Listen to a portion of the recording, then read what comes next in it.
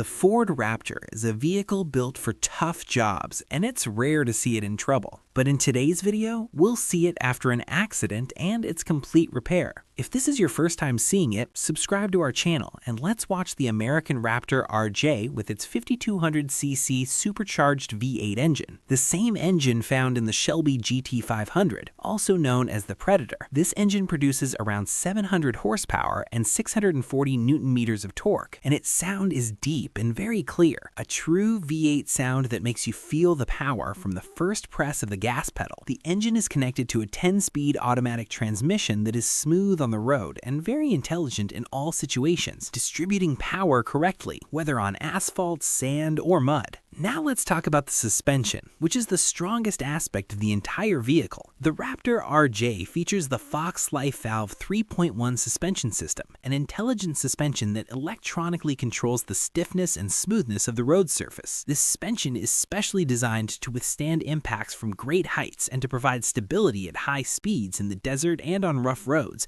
without the car shaking or losing its balance. With 37-inch tires, the largest standard tires available from any manufacturer, the car can handle almost anything in front of it. This is because it's a true four-wheel drive with front and rear differential locks, meaning complete control in the most challenging conditions. The main reason for buying this car is that they were very impressed with the same model the first time they tried it and felt they had to buy another one. They also have other projects stalled due to spare parts shortages, which they'll discuss later. The advantage of this project is that the car is American-made and spare parts are readily available in their area, making the work faster and easier. Furthermore, they were able to purchase the car at a very good price, which encouraged them to start the project and complete it in record time. They then showed footage from the day. Upon receiving the car, it was clear from the initial inspection that it was in very bad condition. The car had flipped over and slid sideways. There was obvious damage to the roof, but the bodywork itself was intact. Only the glass was broken, and there was even some asphalt residue stuck to the roof, indicating that the accident occurred on a new road. The car's report said it had roof damage, but in reality, the roof itself was undamaged. The main damage was to the side. It was clear that the car had flipped over and been dragged a considerable distance. The entire side needs to be replaced, a job they've done before, usually with glue and rivets. Two doors on the same side also need replacing, as does the rear side panel. Part of the front suspension also appears to be bent. The front components, such as the fender, the fiberglass hood, the headlight, the bumper, and the front grille, all need to be replaced initially. Hopefully the chassis itself is 100% sound, as Ford F-150 chassis are known for being strong and able to withstand this type of accident, based on the initial inspection. The front of the car looked straight, but the condition inside was much worse. There were some very strange things inside. Equipment, tools, a lot of personal belongings, and even papers and plans. All the airbags had deployed except for the ones on the dashboard, which was a very good thing. The dashboard itself was in fairly good condition, except for a few broken buttons that could easily be replaced. The airbags on the doors had also deployed, meaning they either need to be replaced or repaired. The steering rack has speakers, which is a nice, expensive extra feature found in the model they had. The windshield was broken, but the rest was intact. After cleaning the car's interior and removing the airbags and broken glass, things became clearer and easier to move. The goal was to get the car running so they could move it around the workshop. They started checking the engine, but the car wouldn't start. After a few attempts and a little inspection, the engine suddenly started. It was clear it just needed a proper stop and fuel injection. The engine sounded very good and there was very little smoke. After installing the drive, the car, which had been disassembled, was ready to move. They noticed a stuck wheel, but after fixing it, everything was fine. Then they started disassembling the entire front end. All the damaged parts were removed and laid out on the ground. Most of these parts had already been ordered from the dealership. During the disassembly, they confirmed that a small part of the chassis needed tightening and adjustment using specialized equipment, but the damage was minor and not significant. They went to the dealership and received a large quantity of spare parts, the entire side section of the cabin, the airbags, the radiator mount, the complete cooling system, fenders, the rear side section, and many other parts. Some of the parts were sourced from websites selling unused parts.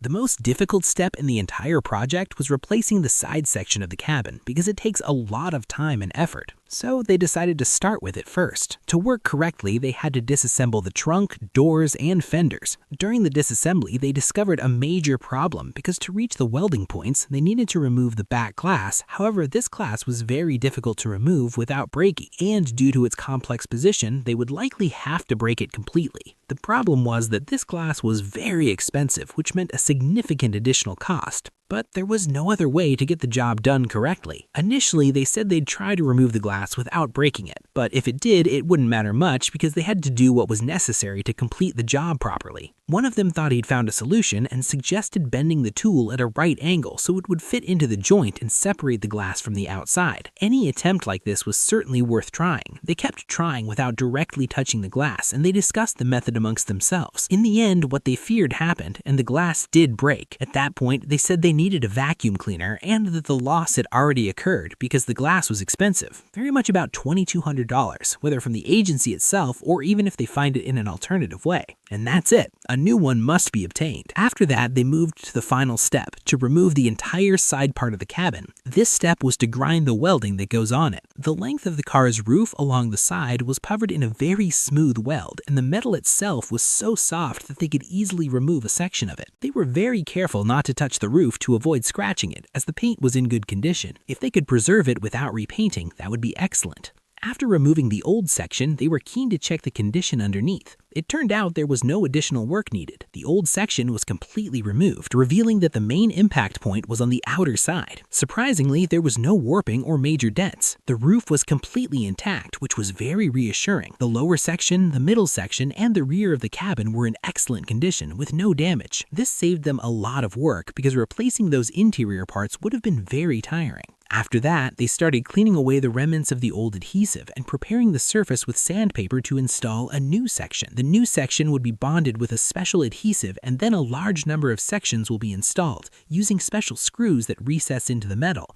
They knew the number would be large, but this was the correct and practically only way. The next day, the side panel was fully installed. The job took time and effort because they were over 200 screws or rivets, and the tool they used was very heavy. With prolonged use, the machine itself overheated and became worn, but the final result was excellent. The internal screws looked exactly like the factory work, and the car looked like it had been from the beginning. Of course, all the screws or rivets were original. An expert came and saw the car and said that the installation indeed looked like the factory work, and everything fit in its place without any problems. They also confirmed that the damage was only external and that there was no damage behind the replaced part. Then they focused on the chassis and began to explain that the car likely rolled onto its side and skidded and probably hit something. Unfortunately, they found a part on one side of the chassis that appeared to have moved slightly. After inspection, it became clear that the damage was more cosmetic than functional. The structure was easily repairable with a simple tightening, but as a precaution, they inquired about the price of replacing the entire chassis. Of course, it was very expensive and also a complex undertaking, so a simple tightening was the most suitable solution for them. Later, they discovered that the doors weren't all the same shape. One door from an older model didn't fit correctly, but the door from the same model year fit perfectly. This confirmed that the side panel had been changed correctly, but the door color was slightly different, which opened up some paint options for them. As they always do, they intend to repaint the entire car. They also acquired many used parts to save on costs, including a hood, headlights, a front grille, and almost the entire interior. The new interior has a nicer, streamlined look, so they decided to replace it completely. They also purchased a lift system, wheels, an air intake system, an exhaust system, and bumpers. The project is still in its early stages, and there's still a lot of work to be done. They already repaired significant damage to the car's body, specifically the entire side of the cabin, and installed a new glued-on exterior section. It was secured with special screws and professional workmanship, and it looked excellent. Now it was turn of the rear bed. The difference between it and the side of cabin was that the rear bed wasn't damaged externally, but there was internal damage. The positive thing was that all the parts were available in the workshop, which made them eager to start working immediately. They started by removing all the decorations and screws and disassembling the entire side, removing any damaged parts. After disassembly, the outer part was removed, revealing the internal structure.